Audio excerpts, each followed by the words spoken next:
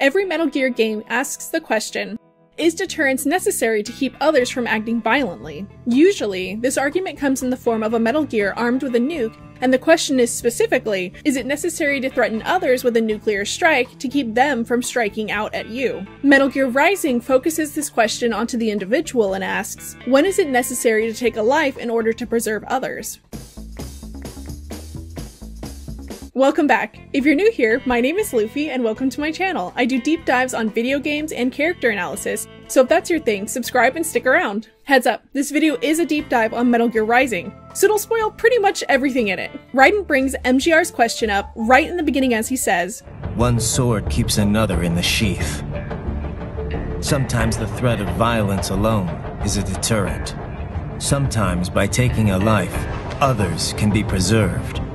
Raiden points out the complicated nature of this argument when he contradicts himself in the same breath. At first he says, the threat of violence alone is a deterrent, but then goes on to say by taking a life, others can be preserved.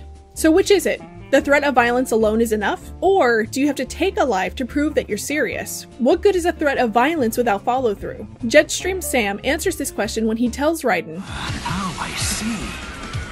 You deny your weapon its purpose." He points out for a sword to be useful, it needs to be used. The same goes for any threat of force. If you don't follow through and use your threat of violence when someone challenges you, then what use is it? Does might make right?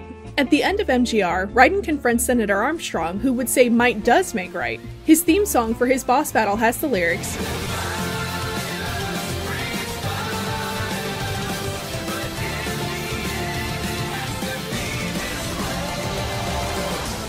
Senator Armstrong plans to use his power to elevate the strongest in America and snuff out the weakest. Violence breeding violence serves him, as in order to suss out the strong from the weak, there will have to be violence. Raiden stops Senator Armstrong before he's able to put his plans into motion though, and in stopping him, Raiden proves Senator Armstrong's point that the strongest will decide the rules for the world. Raiden decided Senator Armstrong's rules weren't fit for the world and used his own strength to violently oppose him. Senator Armstrong's violence bred violence in Raiden, and that was the only way their encounter was going to end, with one of them violently ended. Does the motivation behind violence matter? I told myself this was about justice, about protecting the weak, but I was wrong. In their article exploring violence, Dr. David Chester and Dr. Nathan Dewall dive into motivating factors behind violence. They posit violence isn't as simple as writing it off as a negative emotion, such as, I'm angry and want to hit someone. Violence can be a positive emotion for people as well. For example, it can feel good to get revenge on someone who's wronged you. Fortune lives to enact revenge on those that caused her father's death. She feels motivated when she's fighting people she believes are connected to her father's death. Dr. Chester has found that the positive emotions a person can feel in response to acting violently work on the same neural circuits as other addictive behaviors, like gambling and drug use. Following our example with Fortune, Fortune is constantly chasing after her dream of revenge. She uproots her entire life for it, joining the US Armed Forces and eventually joining her late husband's unit, Dead Cell. She talks about wanting to be defeated in battle so she can rejoin her lost family, with her only motivator to live being revenge.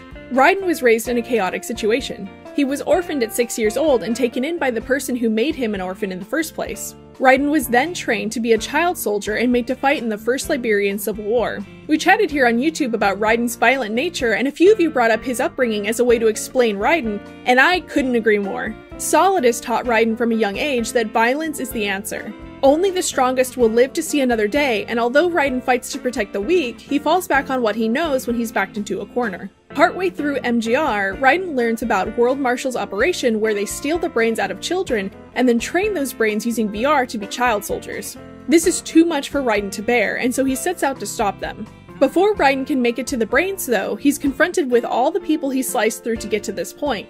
He learns that the people he'd been fighting didn't have much choice in their position, as they'd been more than likely forced to sign up with their PMC in order to feed their families. The cyborgs Raiden had been facing weren't inherently evil. They were vulnerable people desperately trying to find a way to better their impoverished situations. This puts Raiden's actions into question. Is it okay to respond to these cyborgs with violence when their own motivations place them as the type of people Raiden may have wanted to protect? Regardless of their home situations, these cyborgs still attack Raiden.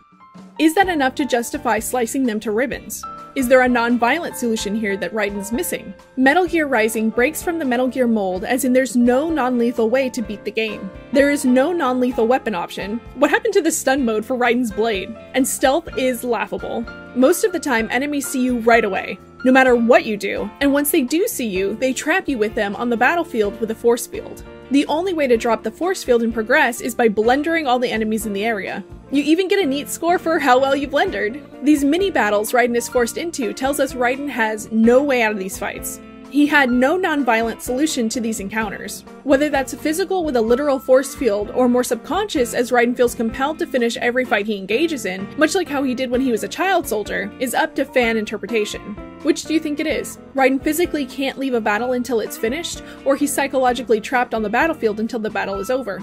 Maybe a little bit of both? Dr. Chester and Dr. DeWall point out that aggression and violence can become addictive if someone uses them to self-regulate their mood. Using violence and aggression to self-regulate activates the addiction circuits in the brain and reinforces the behavior. When Raiden gives in to unleashing his alter ego, Jack the Ripper, he laughs. He turns off his pain inhibitors and relishes both the feeling of pain on the battlefield and slicing through his enemies. Moments prior, Raiden is devastated by the realization that the cyborgs he'd been facing weren't the evil grunts he'd imagined them to be. In unleashing his full potential for violence against his enemies, he's self-regulating and pushing himself out of his feelings of devastation. Violence is what Raiden understands and was the tool he learned to use to fix his problems. The motivations behind Jack the Ripper are way different than Raiden's motivations, though. Jack the Ripper lives for the thrill of battle and dominating your opponent. I learned young that killing your enemies felt good. Really good. Raiden is fighting to protect the weak. Together, Jack the Ripper and Raiden save the kids' brains from World Marshal. But do the differing motivations matter more than the end result? Does it matter if Raiden had fun slicing his way through people to save the kids? Or should he have to be stoic and reject the elation he feels on the battlefield? At the end of the day, the kids were still saved all the same. What do you think?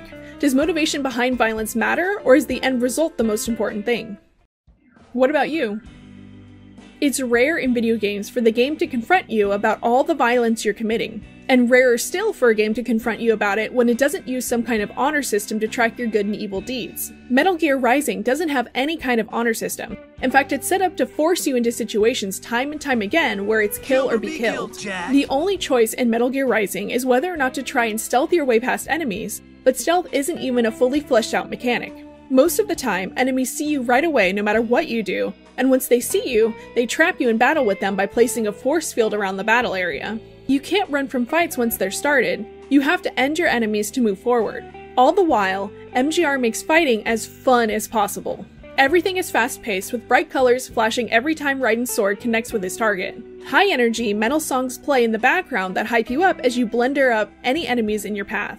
MGR makes fighting as fun as possible and then questions us, the player, about how we're enjoying the violence. Raiden makes his way to World Marshal's HQ, where he's set on rescuing the brains of hundreds of children, but is confronted outside of the HQ by Jetstream Sam and Monsoon. Sam points out that the cyborgs we've been ripping through were people too, with lives outside of the fight. He points out to Raiden, and almost seems like he's speaking directly to us, the player. Sure, they signed up for this. Many times they were out of work and starving on the street. How else would you provide for your family when your country's embroiled in civil war? We're then made privy to these soldiers' terrified inner thoughts. None of them want to go up against Raiden, and all of them are terrified of what's going to happen to them when they fight us. MGR asks, through Sam, Solve everything with violence. Is that it? MGR wants us to question everything we've been doing up until this point. Often the grunts we'd been fighting up until this point only fought us because they were backed into a corner with no other option to provide for their families than to sign up with their PMC. They're disadvantaged people injured in wars or impoverished with no other way to take care of their families. Raiden reacts to this news by having a breakdown. How did you react to it? Were you in alignment with Raiden and felt immense guilt over the people you'd blendered? Or did you still feel justified in what you were doing? If you hadn't blendered them, or weren't willing to blender them now, it'd mean losing the lives of hundreds of children. Is your cause just? Or is that just what you tell yourself? Conclusion.